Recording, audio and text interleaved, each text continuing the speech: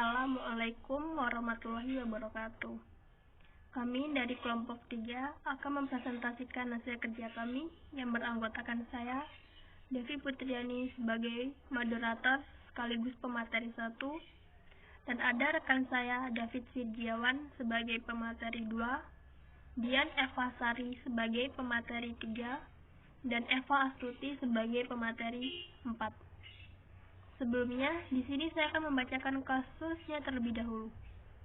Sebuah perusahaan benih terbesar di Indonesia telah melengkapi peraturan dan tata tertib karyawan perusahaan dengan sangat jelas. Semua karyawan diwajibkan menggunakan baju kerja yang telah disediakan dari Senin sampai Kamis. Kemudian, Jumat memakai baju bebas. Pada suatu hari Rabu, ada karyawan yang tidak memakai baju kerja karena bajunya masih kotor belum sempat dicuci. Asisten rumah tangganya sedang pulang kampung. Tanpa bertanya atau mencari tahu penyebabnya, penyelia langsung marah dan memberikan hukuman kepada karyawan tersebut sesuai sanksi yang berlaku. Dari kasus tersebut, dapat disimpulkan bahwa suatu perusahaan yang menerapkan kedisiplinan waktu, cara berpakaian, maupun lain hal sebagainya adalah kunci utama mendirikan suatu perusahaan yang besar dan sukses. Tanpa itu semua, perusahaan tidak akan maju atau berkembang. Selain kedisiplinan waktu dan berpakaian, kerjasama juga menjadi salah satu faktor berkembangnya suatu perusahaan. Maka, di setiap perusahaan terdapat tata tertib dan peraturan untuk membuat karyawannya menjadi disiplin dan agar perusahaan tersebut banyak diminati oleh orang banyak. Peraturan dan tata tertib.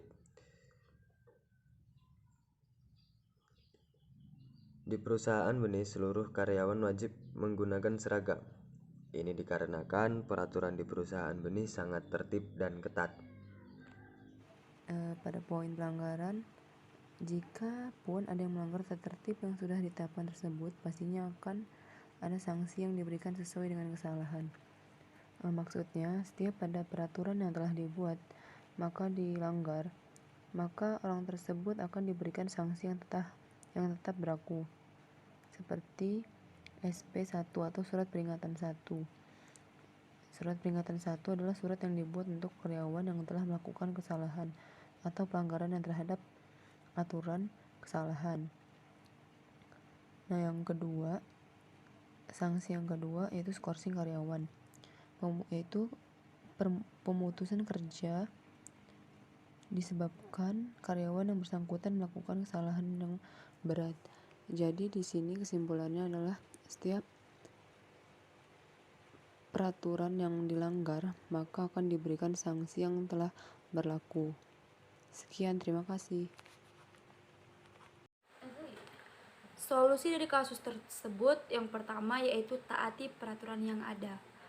Maksudnya di sini yaitu kita sebagai karyawan atau sebagai penggerak untuk suatu perusahaan, kunci utama untuk memajukan suatu perusahaan yaitu mentaati peraturan dengan cara disiplin.